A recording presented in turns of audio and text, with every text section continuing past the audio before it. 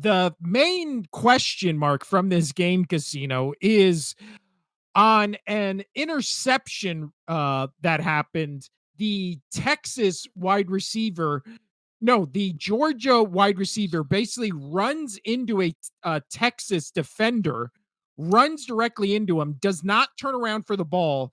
The ball goes right into the Texas guy's chest. He catches it for an interception, runs it back about 30 yards. And then there is a flag for pass interference on the Texas Longhorn. Yeah. So then what proceeds to happen is the game is stopped because now obviously this is not a challengeable play, right? So because it's a penalty. But what proceeds to happen is the fans in Texas decide to throw water bottles, their garbage, basically everything on the field. And this wasn't like one or two people. This was like hundreds of people throwing their shit on the field. The coach for Texas is like running on the field being like, you guys got to stop. Like the game gets stopped for, I think, minimum 10 minutes so they can clean everything off the field. But what happens is the call then gets reversed after the 10-minute stoppage and the interception stands, no penalty.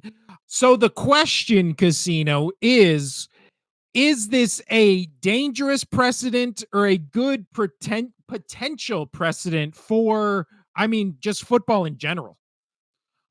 Dangerous. I don't understand how this could be good in any what measure, like fans dictating the outcome of a call. Like that should not matter. It's never mattered. I mean, the players on the field have dictated calls before. We see that in the NFL constantly. I mean, I will say it, Brady, you got Mahomes, all these greats that they are held to a different standard. I mean, hell, NBA, you have LeBron. Anytime somebody's like that's a superstar who just goes, "Oh, why didn't that happen?" They get their call, but Yeah. fans should not be dictating the game. Like they they don't put stuff on the video board for a reason. It's That's for true. stuff like this.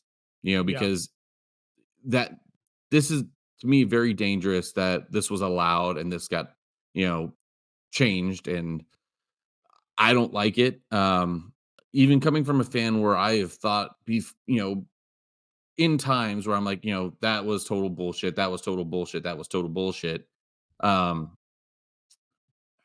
I will throw a little bit of a devil's advocate here, which I'll talk a little bit more in Casino's Corner. Um, I the refs in all sports dictating outcomes and changing things has to stop. So with the fans being able to get that change on that call, we're okay. But that's a positive in a sense, but, that's still something that shouldn't have to happen.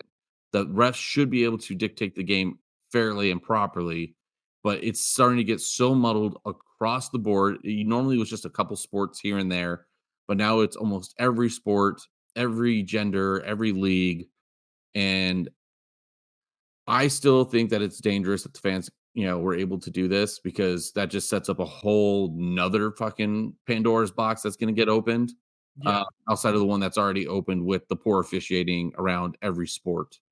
So, Yeah. So this happened in the third quarter. There was 2 minutes 40 seconds left. The score was 23-8, and I think in the moment it was a bad call.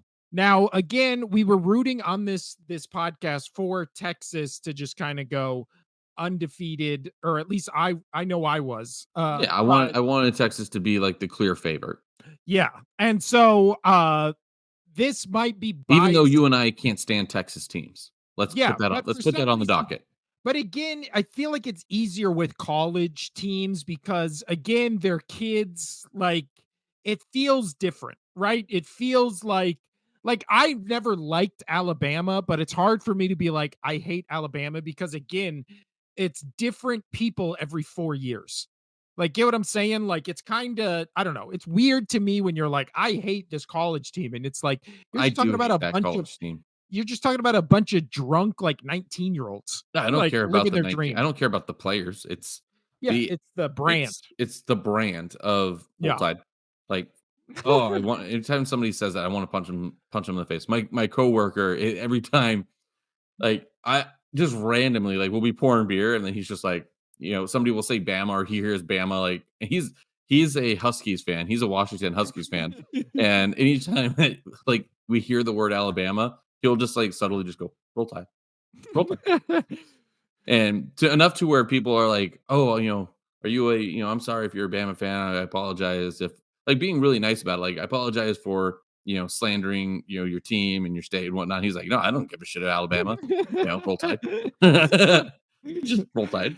It is fun to say. It is fun to say. But yeah, so this season we were definitely rooting for Texas. So again, my biases may be in full swing here, but I do think when you watch the play over, the Texas wide receiver clearly initiates the contact, which you would think, if the sport was fair, would be the reason that it would be offensive pass interference, because again, it's past 5 yards. They're not hand fighting. It's not like trying to fight for position on the ball. And also, the Georgia wide receiver never looks at the ball and only sees the ball when it's then in the Texas defender's hands. So again, the call was wrong. So I will say that, but I completely agree with you, and I completely agree with Steve Sarkisian and Matthew McConaughey, who both after the game like Alright, ripped. alright, alright. They ripped into the Texas fans, being like that was classless and stuff like that. Which again, it's just a bunch of drunk Did kids. Matthew McConaughey do that interview on his way home in his Lincoln? He did. He did it on his way to become a lawyer. So Lincoln lawyer in his Lincoln. And you know what? He also was quoted at the press conference as saying, "These kids, you know what I love about them? They they, they Because stay the same age." yeah. But We yeah, keep getting older, but they staying the same but they stay the same age. Dazed and it's Confused reference, fantastic. thank you so much. I butchered it, but you No, cleaned it up for me. it's so Uh, good. but yeah, You so wanna know the thing I like about high school chicks?